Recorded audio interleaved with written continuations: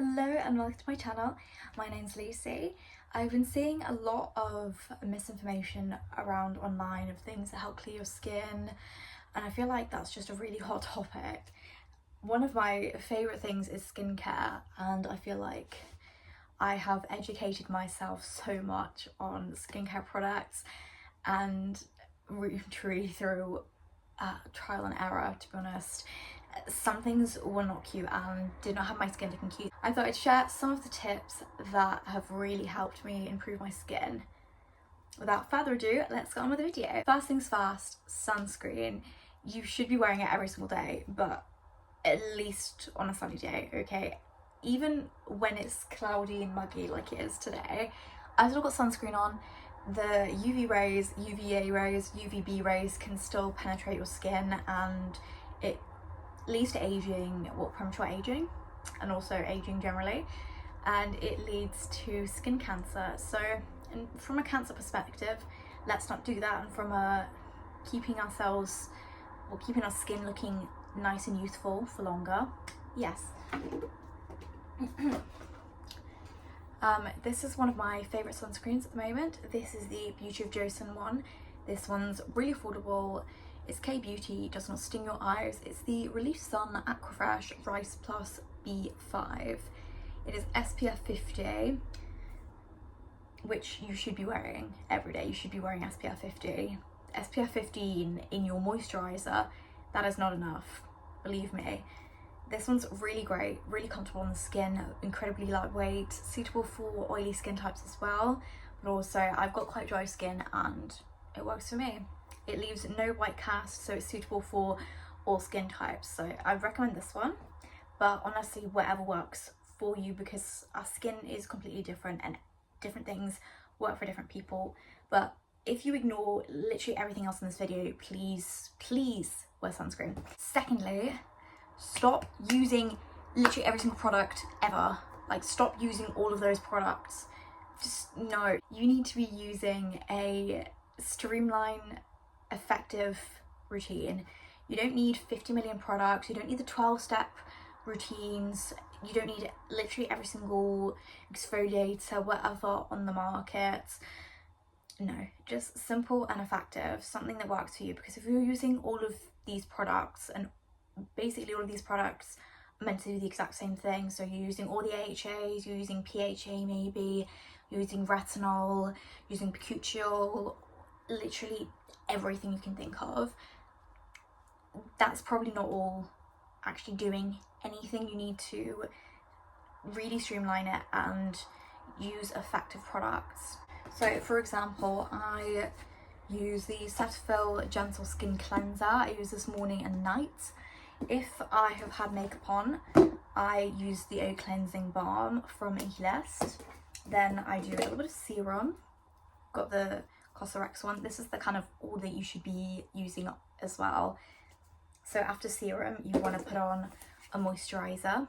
If you've got oily skin and you want to skip out the moisturizer and you want to put on maybe an SPF instead, you can do that, but I personally put on moisturizer and then SPF in the morning. Then in the evening, exact same thing. Got my cleanser, got my serum. Well, I might use this if I've got makeup on, so use 2 cleansers, then my serum. Oof.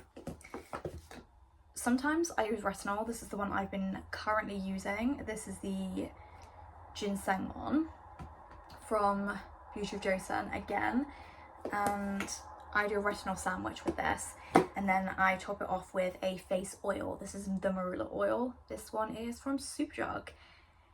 Marula oil is really great, and I love using products that are just pretty simple and have 1 or 2 ingredients. This has 1 ingredient in. Not all of these products have like very little ingredients in, but where I can, I will try. But you see, that's a really simple routine that works for me. It doesn't need to be expensive. I think everything online makes you think that you need literally every single Drunk Elephant product ever. You need to make a skincare smoothie in order to have clear skin. No, you can do it very affordably.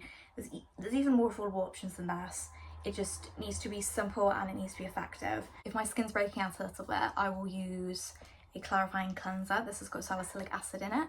Salicylic acid is really, really great for breakouts. So if you are quite young, and you shouldn't really be using retinol if you're a teen, something like a salicylic acid cleanser a couple of times a week, that's your best friend. But in essence, if your bathroom cabinet looks like the skincare aisle in Boots, girl, me too. Mine look like that too, but streamline it. You will thank yourself later. Thirdly, a little bit of a boring one, but very important to talk about, and I will be brief. So hygiene. Wash your pillowcases. Even if you're a back sleeper, sometimes you might roll like a rotisserie chicken, you don't know. I would say, well, guidance as well says you should be washing your pillows at least once a week, so maybe a couple of times a week. Change it up, because that can lead to you breaking out. If you can use a cotton pillowcase and just use a normal regular schmegular pillowcase if you want, but if you want to elevate it a little bit, you can use a silk pillowcase that is antibacterial, I believe, and it's really thin fibers, so it tends not to cause any sort of abrasion to your skin, which is super good. So when you're tossing and turning, it doesn't rub your skin, because you think that even though the fibers are quite thin in pillowcases, you think that doesn't do anything, but it can do stuff, and that can lead to irritation, and that can lead to breakouts. It's also really good for your hair as well if you use a satin pillowcase. Another one, wash your phone. If you take a lot of phone calls, if you don't do hands-free, you can end up with breakouts along really anywhere, like along your face. If you put it on speakerphone a lot, then, and you don't notice that, maybe it's not for you, but to be honest, you probably should be washing your phone. Like, you know where your phone goes. If your phone goes literally everywhere with you, think of all the bacteria that has just gone on your phone.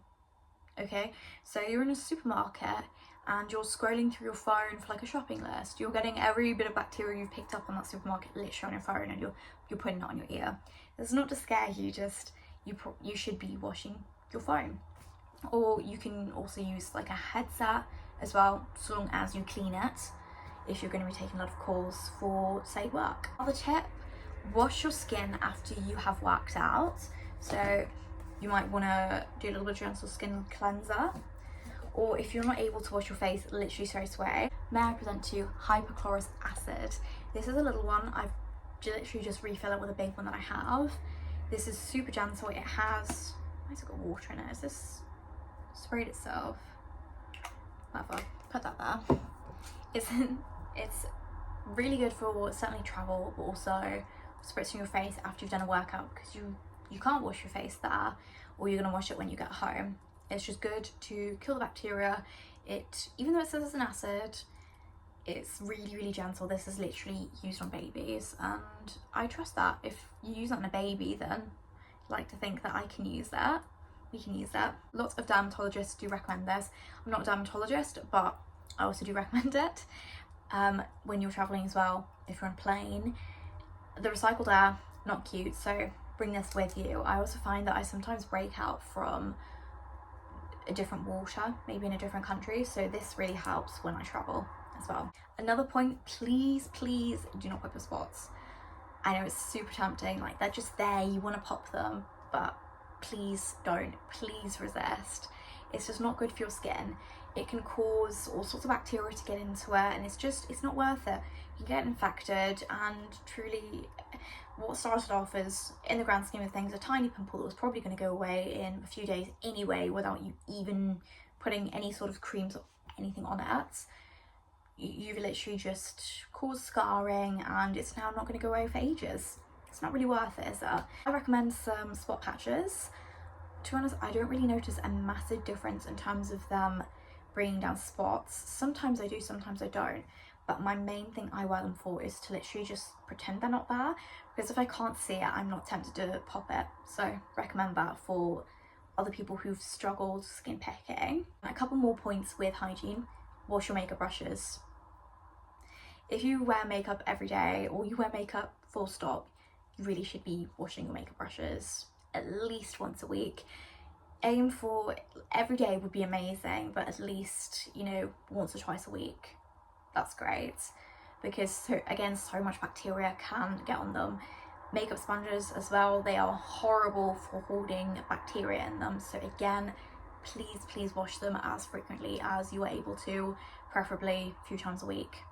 Okay, and last but not least, if you tend to wash your face in the shower, guilty, and you notice that you're breaking out quite a lot. So if you tend to wash your face in the shower and you're noticing a little bit of breakout and you're like, what is this? This is not, it's not cute.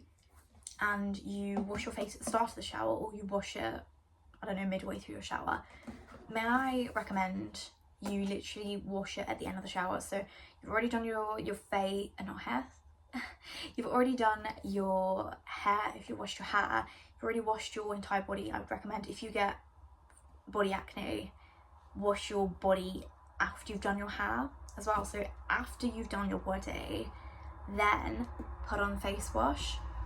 Please try to not have a super hot shower, because that's not good for your body skin, it's not good for your face skin. I know it's nice, I know it's tempting, but if you can do lukewarm, especially since it's summer now, that is a little better for your skin. But yes, a couple of pumps of this in the shower, job's good. And I know a lot of dermatologists do recommend you don't wash it in the shower, you wash it with lukewarm water afterwards, but you know, we're busy girlies, you know, sometimes you just want to wash your face in the shower just to have it all done.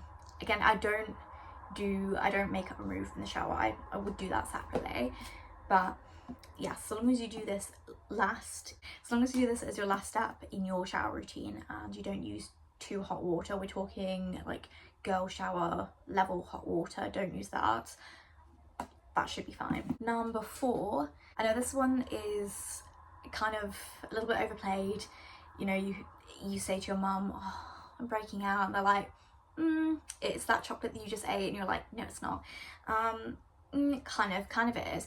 If you tend to eat a lot of processed foods, lots of processed sugars, if you tend to drink a lot of alcohol, I would recommend you try and cut back on that. I mean, I can't tell you what to do, obviously, but if you're wanting to turn your health around, you're wanting to, you know, have a more healthy body, mind, soul, whatever, it also does impact your skin. Like, really, your skincare starts from the inside out. So drinking lots of alcohol adds a lot of inflammation to the body. Inflammation can pop up pretty much anywhere. Not amazing for you. I mean, if you want to have a few beverages, you know, every once in a while, absolutely fine. I'm not one to judge. But if you're drinking a lot of alcohol and you find it is impacting your skin, maybe cut down on that. Again, processed foods / super processed foods / processed sugar products. If you are having dinner, having food, and you do notice that more often than not it is a plate of beige, let this be your inspiration to not have that beige. Have a little bit of colour. You can have the beige, that's fine, but a little bit of colour, like a little bit of vegetables, a little bit of fruit, so your skin and your body will really thank you for it if you eat a more balanced diet. I notice it myself, to be honest. I notice that any time that I'm really eating a lot of beige, not a lot of good foods, my skin's like, no. And then I go back to eating really well. So we've got healthy fats, enough protein, you've got to eat enough protein, and then a wide variety of fruit and vegetables. I like to kind of pick a new fruit or vegetable every once in a while. I'm like, oh, you know what, I've never really tried this, and I try to make some new recipes with that. So that's an idea. If you want me to share my kind of healthy recipes, so you have inspiration of how to use different things like seasonal produce that you wouldn't think of using, let me know, and I'm more than happy to film that, because I think it's very much trial and error. But again, diet definitely does help. And 5th and foremost, exercise. I know it's your mum as well saying, when you're breaking out, they're like, have you been outside today? Have you gone for a walk? Have you done a little bit of exercise? And you're like, well, that's nothing to do with anything. It does help. Exercise does help to promote blood flow, and it does help to kind of start everything up, and it does help to reduce breakouts. Again, hypochlorous acid as well on the face if you tend to get sweaty afterwards. You can use it on your body as well. So, you know, work those hygiene tips in there as well. But honestly, any type of exercise you actually enjoy doing, the best type of exercise is something you enjoy doing that you're able to continue doing. For example, if you really like dance. If you really like swimming, do swimming. If you really like going to the gym, go to the gym. I feel like there's so much stuff online trying to tell you what the best form of exercise is, what you should be doing. Honestly, what you should be doing is what you enjoy. If you have tried the Pilates classes and you're like, you know what, that's not for me, but you know what, I really like, I don't know, running, run. And vice versa, if you have done the run stuff and you're like, just not for me, like I want to be a run club girly, but truly it's just not for me, like just mix it up, try new things. Lots of different classes at the gym, or you can go to or you can just go to the gym generally, try out some Pilates, swimming, a walk, a cycle, rowing machine, literally anything. Mix it up, just something that you actually enjoy doing, because if you enjoy doing, you're more likely to want to do it, and it's going to be worked into your routine. You might even look forward to it, you know. And that is all the tips that I have for you guys today. Thank you so much for watching, and I'll see you in the next one. Bye.